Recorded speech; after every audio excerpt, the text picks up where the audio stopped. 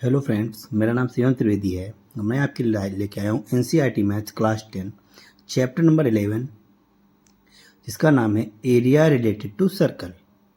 कुछ एरिया यहाँ पे हमको फाइंड करने हैं जो कि सर्कल से रिलेटेड है। ठीक है, तो सर्कल से रिलेटेड हम पहले ये जानेंगे कौन कौन से एरिया हो सकते हैं। तो एक तो एरिया ऑफ सर्कल है जो हमने पिछली क्लासेस में पढ़ा हुआ है, और उसके अलावा कौन सा एरिया हो सकता है। तो यहाँ पर ये दो डायग्राम बने हुए हैं, आप देखिए ध्यान से। एक तो एरिया रिलेटेड टू सर्कल, इस तरह से ये पूरा सर्कल है, और यहाँ पे अगर सेंटर से दो रेडियस डालते हैं और उनके बीच में जो एरिया बनता है वो हो सकता है सर्कल से रिलेटेड। उसके अलावा एक सर्कल ये है और यहाँ पे एक कॉर्ड पड़ी हुई है ए बी, उस कॉर्ड से नीचे का एरिया और उस कॉर्ड से ऊपर का एरिया, इस तरह से एरिया डिवाइड हो सकता है। तो इन्हीं दोनों एरिया के बारे में हम बात करेंगे। सबसे पहले देखेंगे कि इन एरिया को फाइंड करने के लिए कौन से फार्मूले लगते हैं और वो फार्मूले कहाँ से आते हैं। ठीक है, तो सबसे पहले देखेंगे हम शुरुआत कहाँ से करेंगे। यहाँ पर क्या लिखेंगे, एरिया ऑफ सर्कल लिखेंगे। एरिया ऑफ सर्कल क्या होता है, पाई आर स्क्वायर। ये हमने पिछली क्लासेस में पढ़ा हुआ था कि एरिया ऑफ सर्कल होता है पाई आर स्क्वायर। ठीक है, अब अगर हम ये देखें तो पाई आर स्क्वायर है, ये है इस पूरे सर्कल का एरिया। यहाँ पर इस पार्ट का या किसी पार्ट का एरिया नहीं है, और इस पूरे सर्कल में जो सेंटर पे एंगल बनता है पूरे एरिया को कवर करते हुए, ये एंगल थीटा है। इसी को अगर हम पूरा घुमा दें इस तरह से तो ये पूरा सर्कल कवर कर लेगा, और पूरे सर्कल का एरिया होता है पाई आर स्क्वायर। और ये एंगल कितना होता है, पूरा जब घूम जाएगा तो पूरा एंगल अगर राउंड हो जाता है तो उसको हम क्या बोलते हैं, 360। तो area of circle with 360 degree पे, 360 डिग्री के साथ जो एरिया होता है पूरे सर्कल का वो होता है पाई आर स्क्वायर। क्लियर है। अब अगर हम इस तरह से देखें कि अगर इस वाले सर्कल से इस पार्ट को निकाल दिया तो वो जो 360 का एरिया, 360 डिग्री का एंगल था, वो एंगल कम होकर कितना बन गया, थीटा बन गया। ठीक है, समझ में आई बात, नहीं आई? तो यहाँ पर सिंपल सा यूनिटरी मेथड लगाएंगे। क्या यूनिटरी मेथड लगाएंगे कि area of circle with 360 degree पे, तो ये होता है।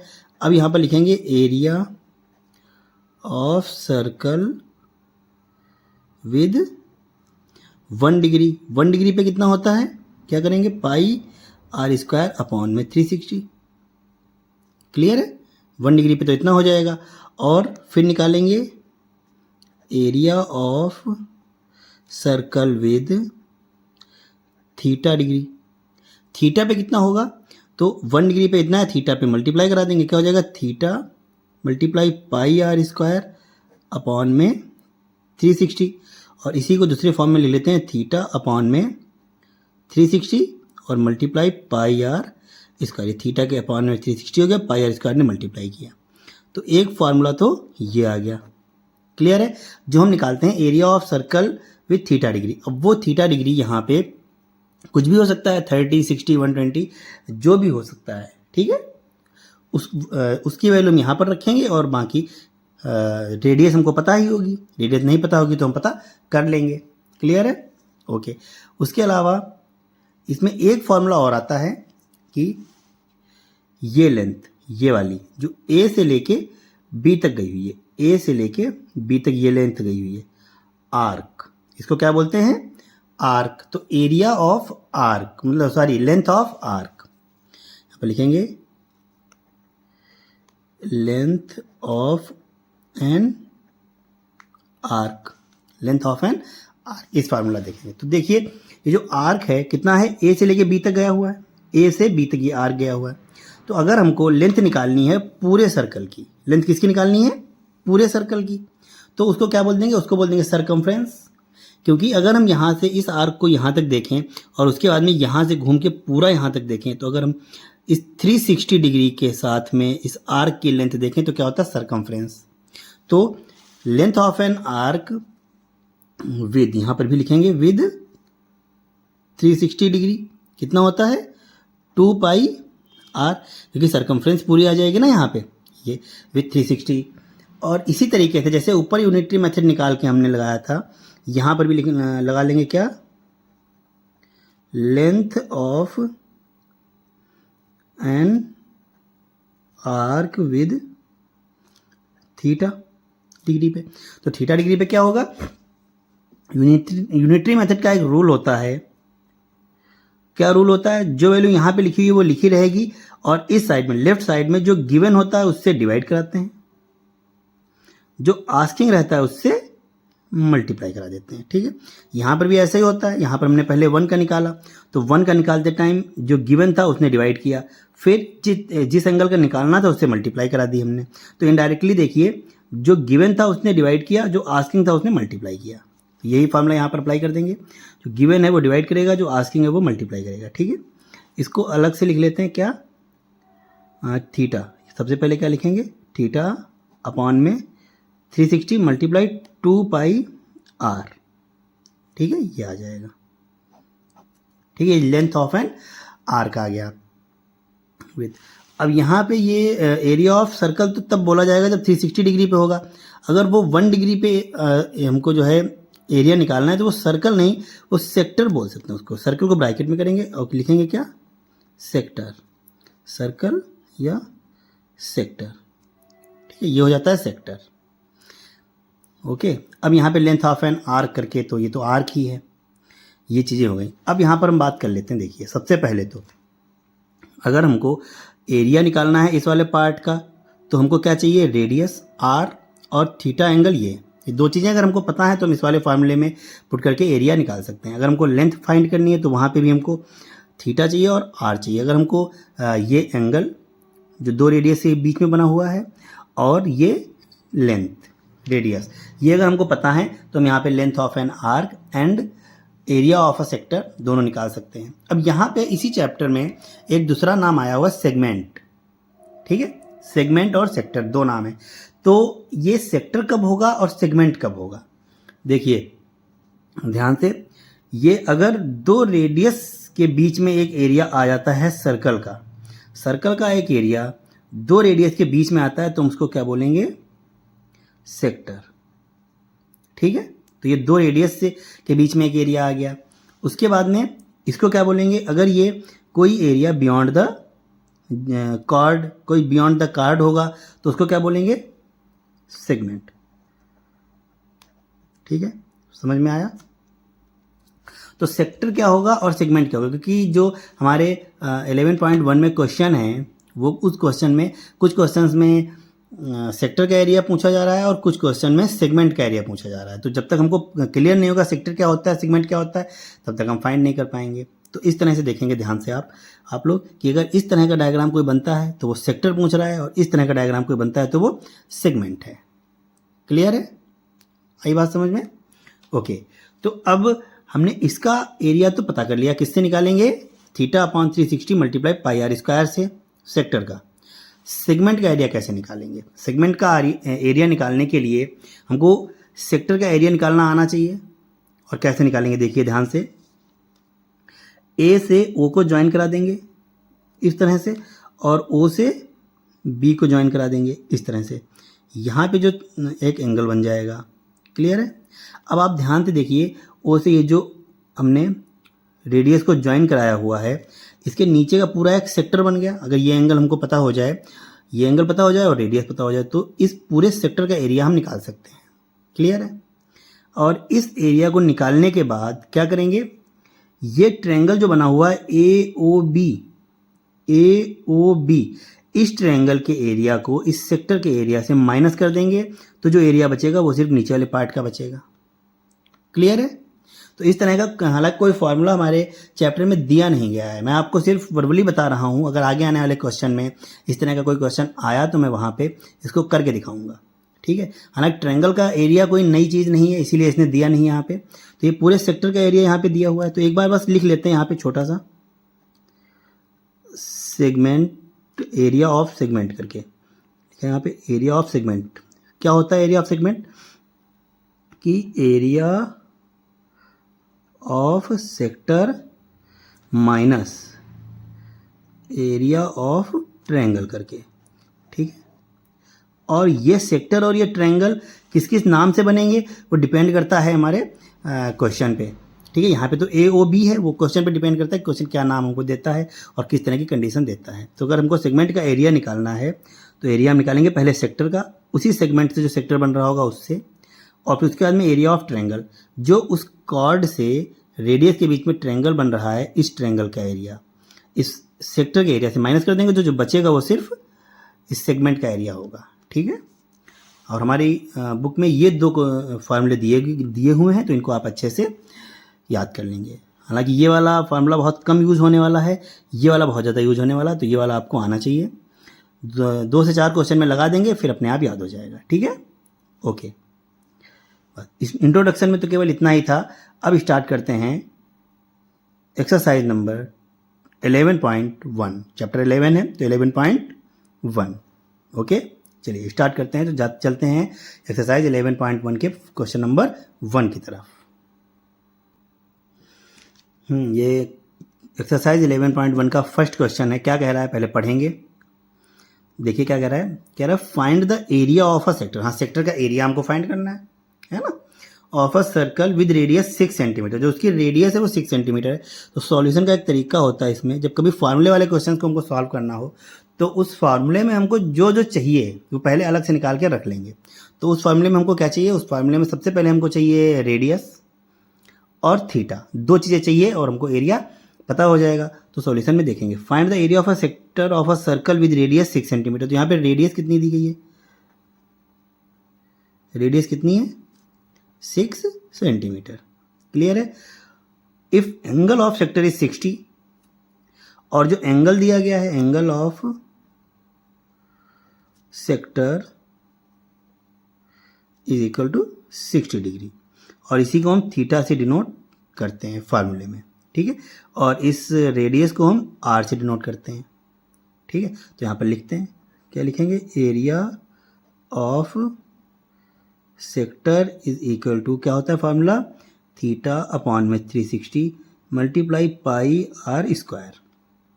ठीक है, तो इधर देखेंगे थीटा की वैल्यू कितनी है 60 को पुट करेंगे अपॉन में 360 मल्टीप्लाई पाई है, पाई की वैल्यू को भी ऐसे रखते हैं, फिर मल्टीप्लाई आर स्क्वायर क्या है 6 है, तो 6 का स्क्वायर हो जाएगा 6 मल्टीप्लाई 6। क्लियर है। ये 0 एंड ये 0 कैंसिल आउट हो जाएंगे, और इस 6 से 6 1 जा 6, 6 6 जा 36, और इस एक 6 से ये वाला 6 कैंसिल आउट हो जाएगा। तो यहाँ पे मल्टीप्लाई में क्या आया 6 मल्टीप्लाई पाई, 6 इंटू पाई। तो एक आंसर तो हमारा ये आ गया। अब पहले हम देखेंगे कि अगर आंसर पाई में ही आ रहा है तो ठीक है, अगर पाई में नहीं आ रहा है तो पाई की वैल्यू रख देते हैं। फिलहाल यहाँ पे मैं वैल्यू रख के सॉल्व करता हूँ। ठीक है, अगर 22/7 रखेंगे तो हो जाएगा 6 मल्टीप्लाई 22/7। पाई की वैल्यू तो आपको पता ही होगी, यूज़ करते हुए आ रहे हैं इतने दिनों से। तो 22 6 जा मल्टीप्लाई करेंगे तो 6 2 जा 12 कैरी 1, 6 2 जा 12 1 13 132 अपॉन में 7 आ जाएगा, और ये डिवाइड नहीं होता है, ये आ जाएगा इतने। ये सेंटीमीटर में गिवन था जो था, तो एरिया कितने किस में आ जाएगा, सेंटीमीटर स्क्वायर में। ठीक है, ओके, इसको यूज कर सकते हैं। देखिए कोई ज़रूरी नहीं है कि आप पाई की वैल्यू को 22/7 ही रखें, 3.14 भी रख सकते हैं। अगर क्वेश्चन में गिवन है तो आप जो गिवन है वो रखेंगे, अदरवाइज जो आपकी मर्जी है। ओके, तो ये आ गया आंसर। उसके बाद में क्वेश्चन नंबर 2। क्वेश्चन नंबर 2 क्या कह रहा है, पढ़ेंगे। कह रहा है find the area of quadrant. अच्छा, क्वाड्रेंट दे रहा है, तो देखिए क्वाड्रेंट होता क्या है, पहले मैं आपको बता दूं क्वाड्रेंट क्या होता है। क्वाड्रेंट का मतलब होता है जो एंगल 90 का बना रहा हो, जो सेक्टर 90 एंगल बना रहा हो। जैसे जहाँ पे एक सर्कल ये है, इस सर्कल में एक डायमीटर ये डाल दिया, एक डायमीटर ये डाल दिया यहाँ पे। ठीक है, दोनों डायमीटर हैं, और इन दोनों डायमीटर्स के बीच में जो एंगल है वो कितना है 90, एक दूसरे के परपेंडिकुलर डायमीटर। तो इसको एक क्वाड्रेंट, इसको 2 क्वाड्रेंट, इसको 3 क्वाड्रेंट, इसको 4 क्वाड्रेंट। ये फर्स्ट, ये सेकंड, ये थर्ड, ये फोर्थ। ठीक है, तो इस तरह से क्वाड्रेंट इनको बोलते हैं। तो ये हो जाता है क्वाड्रेंट अगर बस 2 डायमीटर एक दूसरे को 90 डिग्री पे इंटरसेक्ट करें तब। ठीक है, तो उसको क्वाड्रेंट बोल देते हैं। तो क्वाड्रेंट इसमें गिवन है, तो इसका मतलब जो एंगल दिया है वो 90 दिया गया है, जो एंगल है वो 90 है। तो बस यहाँ पर आपको ये चीज़ ध्यान रखनी है कि क्वाड्रेंट है ना। तो यहाँ पे लिखेंगे angle of an quadrant of a circle is equal to 90 degree. ठीक है, ये हमको पता होना चाहिए कि जो क्वाड्रेंट है उसका एंगल होता है 90 डिग्री। ओके, फिर of a circle whose circumference is 22 centimetre. जो सरकमफ्रेंस है वो कितनी है, सरकमफ्रेंस इज इक्वल टू कितनी है, 22 सेंटीमीटर। ठीक है, तो हमको यहाँ पे थीटा तो पता है 90 डिग्री है, इसको किससे डिनोट करेंगे, थीटा से। अभी आर हमको नहीं पता लगा है, आर को फाइंड करने के लिए इसने सरकमफ्रेंस दी हुई है, आर को फाइंड कर लेंगे, है ना, इजी है। सरकमफ्रेंस का फार्मूला लगाएंगे, क्या, सरकमफ्रेंस का फार्मूला क्या होता है, 2 pi are is equal to 22, और यहाँ पे आर हमको फाइंड करना है तो आर को इधर ही रखेंगे, 22 अपॉन में 2 पाई आ जाएगा, 2 मल्टीप्लाई पाई, है ना, R is equal to 22 upon में 2 मल्टीप्लाई पाई की वैल्यू कितनी होती है, 22 अपॉन में 7। ये जो अपॉन में 7 आएगा ना, जब भी कभी डिनोमिनेटर के डिनोमिनेटर में कुछ आता है वो घूम के न्यूमिनेटर में मल्टीप्लाई हो जाता है। ठीक है, तो ये 22 एंड 22 कैंसिल आउट हो गया, तो जो आर आ गया वो कितना आ गया, ऊपर 7 है अपॉन में 2 है, ये आर की वैल्यू आ गई। ठीक है, रेडियस आ गई। तो अभी एरिया निकालना है हमको, एरिया ऑफ सेक्टर या एरिया ऑफ क्वाड्रेंट। क्वाड्रेंट क्या रहेगा, क्वाड्रेंट भी तो एक सेक्टर ही होता है, क्वाड्रेंट भी एक सेक्टर होता है, क्योंकि यहाँ पे दो रेडियस के बीच में जो एरिया है वो सेक्टर है। अब वो एंगल 90 बन गया तो वो क्वाड्रेंट बोल देते हैं, अदरवाइज वो सेक्टर ही है। 360 multiply pi are square, theta की वैल्यू कितनी है, 90, ऊपर देखी थी ये 90 है, अपॉन 360 मल्टीप्लाई पाई की वैल्यू कितनी है, 22 अपॉन 7 मल्टीप्लाई आर की वैल्यू कितनी है, 7/2, तो 7/2 का स्क्वायर होगा तो 2 टाइम ही हो जाएगा। क्लियर है, यहाँ पे 0 0 कैंसिल आउट हो गया, 9 से काटेंगे तो 9 4 से 36 हो जाएगा। क्लियर है, ये 7 से ये 7 कैंसिल आउट हो जाएगा, और इस 2 से ये 22 कैंसिल आउट होगा, तो 2 1 2 2 1 2। देखिए जो भी कैंसिल आउट होना था पॉसिबिलिटी वो कैंसिल आउट कर दी है। क्या हो गया, 11 की मल्टीप्लाई 7 से हो जाएगी, तो 11 7 77 अपॉन में इधर से 4 है इधर से 2 है, तो 4 2 8 आ गया, है ना। अब ये प्रॉपर फ्रैक्शन नहीं है, इसको प्रॉपर फ्रैक्शन में कन्वर्ट करते हैं। कैसे करेंगे प्रॉपर फ्रैक्शन में, 8 9 72 और 5 होगा तो न्यूमरेटर में आ जाएगा 5/8। ठीक है, तो ये आ गया एरिया ऑफ क्वाड्रेंट। ठीक है, इतना, और ये क्या होगा, यूनिट स्क्वायर में होगा, तो जो लेंथ दी गई होगी 22 सेंटीमीटर दी गई, जो सरकमफ्रेंस है सेंटीमीटर में है, तो एरिया सेंटीमीटर स्क्वायर में आएगा। क्लियर है, और यहाँ पर अभी देखो पॉइंट में मैं फाइंड नहीं कर रहा हूँ, अगर पॉइंट में आता है तो पॉइंट में रख देंगे, नहीं तो अगर पाई में ही आंसर आ रहा होगा तो पाई को यहाँ पर वो as it is note down कर रखेंगे। तो आंसर किसी में भी आ सकता है, कोई इशू नहीं है, सारे के सारे आंसर सही है, कोई गलत नहीं। इस क्वेश्चन को दोबारा से देखेंगे। ओके, अब चलते हैं क्वेश्चन नंबर 3 की तरफ। क्वेश्चन नंबर 3 क्या कह रहा है, देखेंगे। The length of the minute hand of a clock is 14 centimetre. Okay, तो मिनट हैंड की जो लेंथ दी गई है 14 सेंटीमीटर दी गई है। Find the area swept by the minute hand in 5 minutes. Okay, ठीक है, तो जो वॉच होती है, घड़ी है ना, क्लॉक, ये यहाँ पे मैंने बनाई हुई है, तो इसमें देखेंगे जो मिनट हैंड होता है वो ओवर हैंड से बड़ा होता है, तो ओवर हैंड तो यहीं तक आएगा और मिनट हैंड बिल्कुल लास्ट तक गया, क्योंकि यहाँ पे आपको सेकंड हैंड अभी नहीं गिवन है, तो इसीलिए हम लास्ट तक मानेंगे मिनट हैंड। तो इस क्लॉक की जो रेडियस है उस रेडियस को ये मिनट हैंड से डिनोट कर रहा है। देखिए, the length of a minute hand of a clock is 14 centimetre. तो इसको देख के आपको क्या लग रहा है, तो जो इसकी रेडियस है वो कितनी है, 14 सेंटीमीटर। ठीक है, इतना समझ में आया आपको। तो यहाँ पर क्या लिखेंगे सॉल्यूशन में, जो आर है हमारी रेडियस वो कितनी है, 14 सेंटीमीटर। अभी थीटा देखेंगे कितना होता है। क्लियर, अगर ये मिनट हैंड, ये वाला मिनट हैंड यहाँ से पूरा घूमे ऐसे करके, यहाँ से पूरा मतलब 60 मिनट तक अगर वो पूरा राउंड लेता है, तो 5 5 5 1 2 3 4 5 6 7 8 9 10 11 12 12 टाइम 5 मिनट्स करेगा तो 60 मिनट हो जाएंगे। तो 60 मिनट जब वो घूमा तो एंगल कितना बना दिया, यहाँ से चला और पूरा यहीं तक आ गया, तो पूरा घूम गया। तो थीटा क्या आ जाएगा, थीटा क्या आ जाएगा, 360 आ जाएगा कितना, 60 मिनट में। तो theta is equal to 360 in 60 minute. ठीक है, इतना समझ में आया। तो अगर वो 60 मिनट घूमेगा तो 360 हो जाएगा, और हमको निकालना कितने में है, 5 मिनट में। तो अगर 1 मिनट में निकालना है, लिखेंगे थीटा इन 1 मिनट, है ना। तो 1 मिनट में कितना होगा, 360 अपॉन में 60, तो 0 0 कैंसिल आउट, 6 6 36, तो 6 डिग्री हो जाएगा। और अगर हमको निकालना है थीटा इन 5 मिनट, तो क्या हो जाएगा, 6 मल्टीप्लाई 5, और ये क्या हो जाएगा, 30 डिग्री। समझ में आई बात। देखेंगे, बस इतना ध्यान रखना है कि ये 5 मिनट के लिए पूछ रहा है, सिर्फ इतने के लिए। यहाँ से चलेगी सुई और यहाँ तक आएगी, तो जो ये सेक्टर कवर हुआ ना, ये वाला, इसके लिए पूछ रहा है। बस इसका एंगल हमको नहीं पता था, तो 60 मिनट का हमको पता था। 60 मिनट में अगर वो 360 चलता है तो 5 मिनट में वो 30 चलेगा, निकाल लिया हमने। तो इसी तरह से आपको ये देखना है कि हमको दोनों चीज़ें गिवन है या नहीं। अगर नहीं गिवन है तो उनको किसी ना किसी तरीके से फाइंड करना है आपको। ठीक है, तो उनको फाइंड करने में जितना भी मशक्क़त लगती है वो हम लगाएंगे। ओके, अब निकालेंगे area of sector.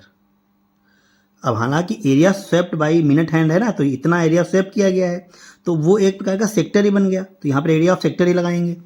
Area of sector क्या होता है, theta upon 360 multiply pi are square. Theta क्या है इधर, 30 है, अपॉन में 360 मल्टीप्लाइड बाई पाई की वैल्यू रखेंगे 22/7 मल्टीप्लाई आर की वैल्यू रखेंगे 14 सेंटीमीटर मल्टीप्लाई बाई 14 सेंटीमीटर। ठीक है, तो ये ज़ीरो कैंसिल आउट हो गया। और अभी इसको नहीं, जो है अभी इसको काटते नहीं है। 7 2 ज़ा 14, 2 से इसको काटेंगे तो 2 से ही हो जाएगा 18, और फिर से 2 से इसको काटेंगे तो ये हो जाएगा 2 1 ज़ा 2, 2 1 ज़ा 2, और फिर 2 से इसको काटेंगे तो 2 9 ज़ा 18। अब 3 से इसको काट देते हैं, 3 3 ज़ा 9। अब कुछ भी नहीं कट रहा, देखेंगे ध्यान से। तो ऊपर से क्या बचा, ऊपर से बचा सिर्फ 11 एंड 14। तो यहाँ पर लिखेंगे 11 मल्टीप्लाइड बाई 14, अपॉन में क्या रहा, इधर से 3, बस 3 ही रहा। क्लियर है। ओके, ये दोनों टर्म अलग अलग हैं, ये ऊपर का ये नीचे का। अब इन दोनों में से 3 से कुछ डिवाइड हो नहीं रहा है, तो इसको मल्टीप्लाई करा देंगे। 11 14 का टेबल 11 टाइम पढ़ेंगे तो हो जाएगा 154/3।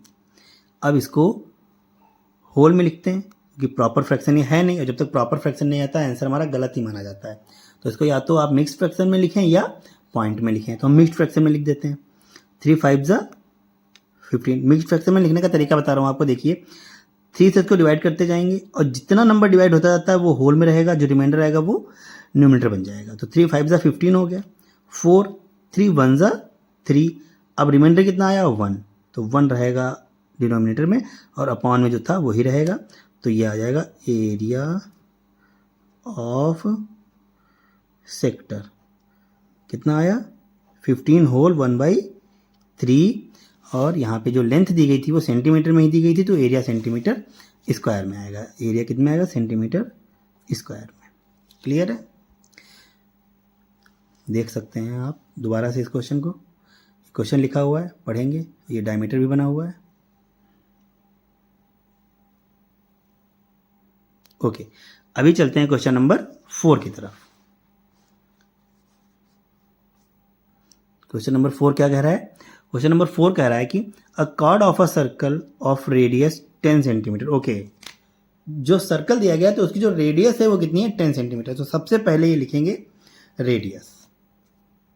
जो रेडियस है सॉल्यूशन में जो आर गिवन है वो कितनी है, 10 सेंटीमीटर।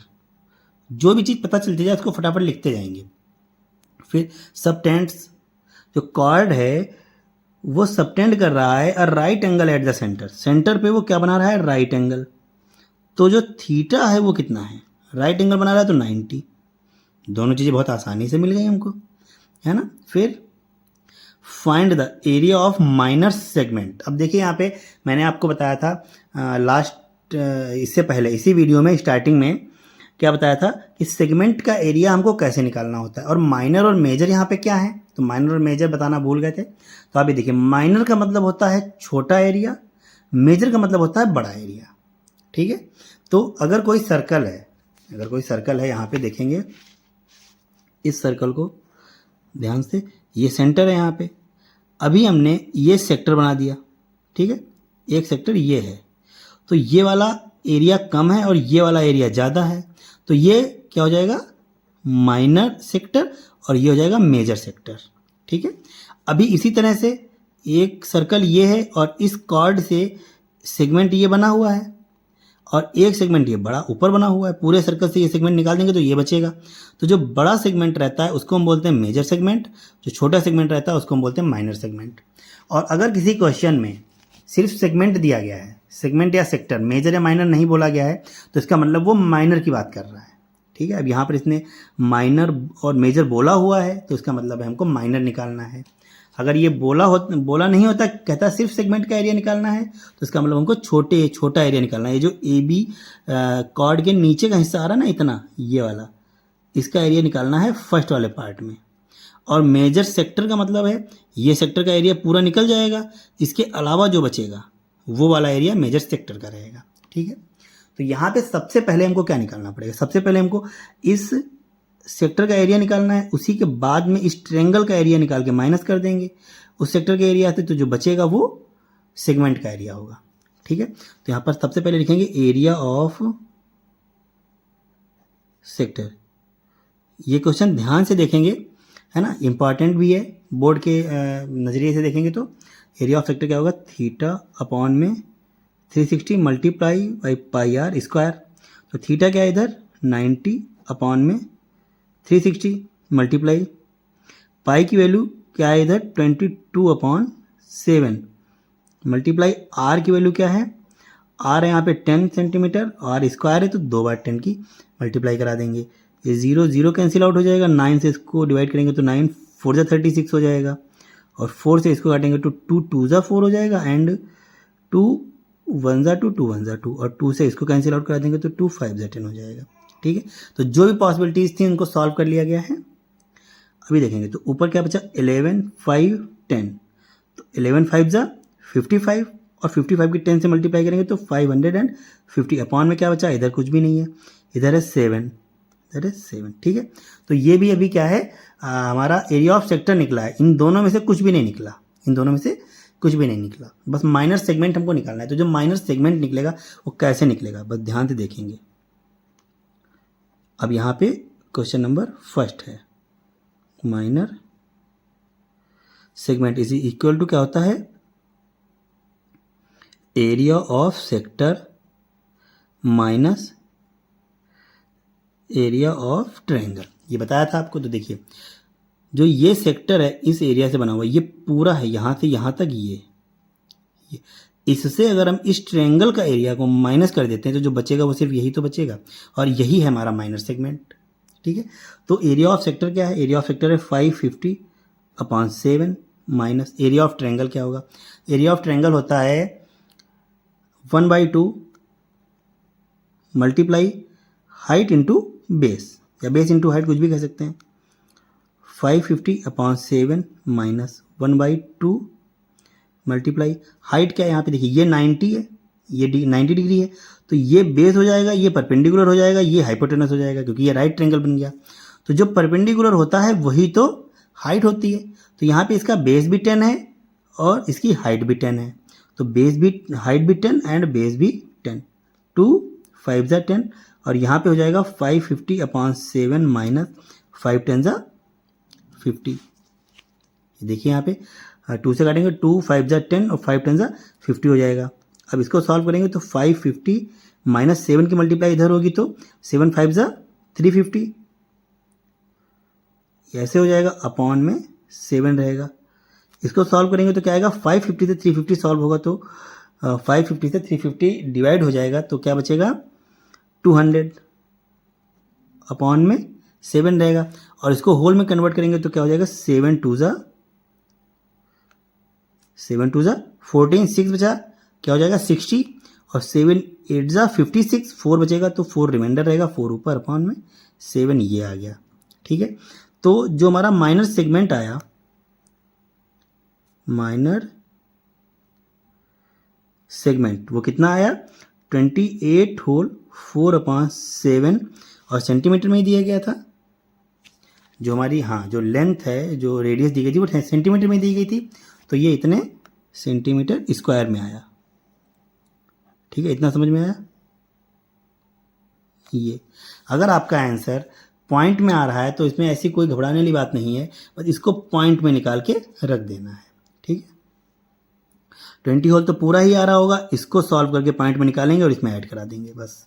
अभी तो सेकंड हमारा क्वेश्चन है वो क्या है देखेंगे। सेकंड क्वेश्चन है major sector. Major sector,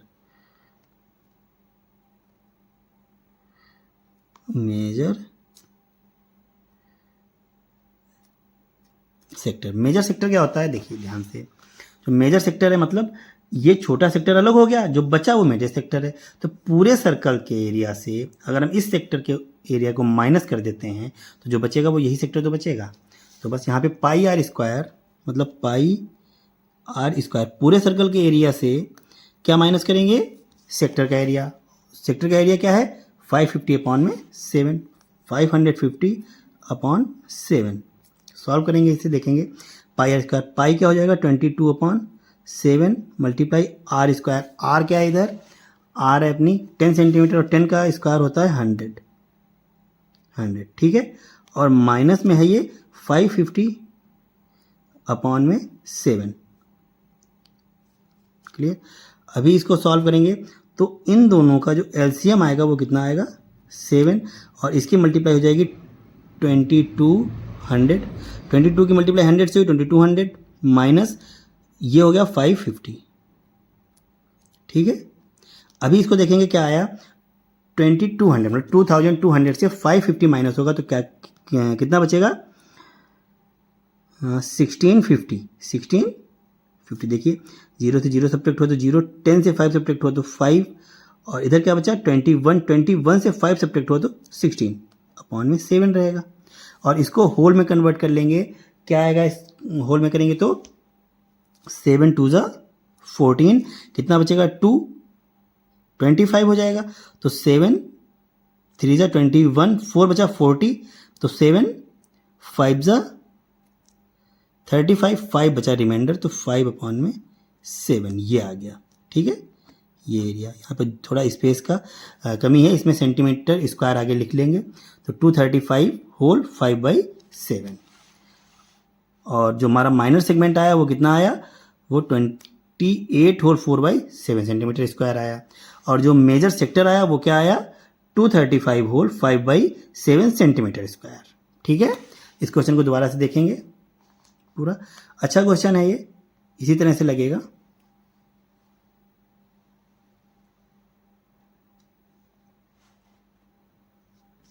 okay, अभी चलते हैं क्वेश्चन नंबर 5 की तरफ। क्वेश्चन नंबर 5 क्या कह रहा है देखेंगे। कह रहा है इन अ सर्कल, किसी सर्कल में ऑफ रेडियस 21 सेंटीमीटर, जो सर्कल की रेडियस है, सॉल्यूशन में जो रेडियस होती है ना वो सबसे पहले दी हुई है तो लिख लेंगे, क्या लिखेंगे 21 सेंटीमीटर। ठीक है, फिर एन आर्क सबटेंड्स, एक आर्क है उसी सर्कल से, एक आर्क है जो सबटेंड कर रहा है एंगल 60 का सेंटर पे, तो जो एंगल है वो 60 भी दे दिया गया है। ठीक है, इतनी आसानी से मिल जाता है, लेकिन इतना आसान होगा नहीं क्वेश्चन, आगे देखेंगे पढ़ेंगे। At the centre, okay, find, क्या फाइंड करना है, length of an arc. Okay, एक फार्मूला हमने इसी वीडियो में स्टार्टिंग में पढ़ा हुआ है, देखेंगे क्या पढ़ा था कि लेंथ ऑफ एन आर्क क्या होती है θ/360 मल्टीप्लाई 2πr। ठीक है, तो पहला क्वेश्चन तो सॉल्व करेंगे, यहाँ पे ऐसे नंबर 1 डाल के क्या लिखेंगे, लेंथ ऑफ एन आर्क, है ना। पहले तो आप इसके फार्मूला को रिमाइंड कर लीजिएगा, क्योंकि इसके फार्मूले में कौन कौन सी चीज़ें चाहिए। हमें पता था θ/360 मल्टीप्लाई 2πr है, तो हमको थीटा चाहिए था और आर चाहिए था, बाकी 2π और 360 तो कांस्टेंट हैं। ठीक है, तो थीटा भी हमको पता था, आर भी पता था, तो बस लेंथ निकाल लेंगे। कैसे निकालेंगे? Theta upon 360 multiply 2 pi R, pi are square नहीं लगाएंगे, एरिया नहीं पूछ रहा है, लेंथ पूछ रहा है। ठीक है, थीटा क्या है? 60 अपॉन 360 मल्टीप्लाई 2 मल्टीप्लाई पाई की वैल्यू क्या रखेंगे? 22/7, 22/7। आर क्या है? आर है 21 सेंटीमीटर। ठीक है, तो यहाँ पर जो मैं पाई की वैल्यू 22/7 ही लेके चल रहा हूँ, और यहाँ पर जो क्वेश्चन लिखे हुए हैं यहाँ पर वो वैल्यूज नहीं दी हुई हैं जो क्वेश्चन में दी होती हैं। अगर किसी में दी भी होंगी तो मैं यहाँ उसमें जो है उसकी पाई की वैल्यू को 3.14 रख के यूज़ करूँगा। ठीक है, तो यहाँ पर बस फर्स्ट क्वेश्चन को सॉल्व करेंगे। 0 0 कैंसिल आउट हो जाएगा, 6 6 36 हो जाएगा, और इस 7 से ये कटेगा, 7 3 21। ठीक है, और 2 से ये हो जाएगा तो 2 3 6, और ये 3 इस 3 से कैंसिल आउट हो जाएगा। क्लियर? तो अभी देखेंगे ध्यान से क्या बचा। जो भी पॉसिबिलिटीज थी सॉल्व कर ली हैं। ऊपर यहाँ से बचा सिर्फ 22, और अपॉन में इधर से कुछ भी नहीं बचा, तो सिर्फ 22 सेंटीमीटर आ गया। हाँ, सेंटीमीटर, क्योंकि रेडियस हमारी सेंटीमीटर में दी गई थी। तो लेंथ ऑफ एन आर्क क्या आ गई? 22 सेंटीमीटर। ईजी है, निकल आएगी आराम से। उसके बाद में फिर सेकंड क्वेश्चन क्या कह रहा है? सेकंड क्वेश्चन कह रहा है area of sector formed by an arc. तो एरिया ऑफ सेक्टर भी निकालेंगे क्वेश्चन नंबर 2 में। क्वेश्चन नंबर 2 है, क्या कह रहा है? Area of sector. सेक्टर के एरिया का फॉर्मूला क्या होता है? Theta upon 360 multiply pi are square. ठीक है, तो थीटा क्या है? इधर 60 है, अपॉन 360 मल्टीप्लाई पाई की वैल्यू क्या है? 22/7, ऊपर भी रखी थी 22/7, यहाँ भी रखेंगे। रेडियस क्या है? 21 सेंटीमीटर, तो इधर रखेंगे 21 मल्टीप्लाई 21। 7 से कैंसिल आउट होगा सबसे पहले, तो ये 7 3 21, और इस 0 से ये 0 कैंसिल आउट हो जाएगा, 6 6 36, और इस 3 से इसको काट देंगे, 3 2 6, और 2 से इसको काट देंगे तो 2 1 2, 2 1 2। सब कुछ जो भी पॉसिबिलिटीज़ थी सॉल्व कर ली एक ही बार में। फिर यहाँ बचा 11 एंड 21। 11 और 21 की मल्टीप्लाई यहीं पे करा लेंगे, तो 11 1 11, कैरी 1, 11 2 22 एंड 1 23, 231, और अपॉन में क्या बचा? इधर भी कुछ भी नहीं बचा, इधर भी कुछ भी नहीं बचा, तो 231 क्या आ गया? Centimetre square. ठीक है, 231 सेंटीमीटर स्क्वायर, ये आ गया हमारा एरिया ऑफ सेक्टर। फिर क्वेश्चन नंबर 3 क्या पूछ रहा है? Area of segment formed by an corresponding chord. तो यहाँ पे देखिए ना माइनर बोल रहा है ना मेजर बोल रहा है, तो इस तरह का क्वेश्चन जब भी कभी आएगा तुमको माइनर का निकालना है ना? किसका निकालना है? माइनर का। और एरिया यहाँ पे 60 डिग्री का पड़ रहा है, तो यहाँ पे हमको डायग्राम बनाना पड़ेगा, और डायग्राम बना के चेक करेंगे। पहले तो डायग्राम बनाएंगे। क्या डायग्राम बनेगा? देखेंगे यहाँ पे, ऐसे एक सर्कल बनाएंगे,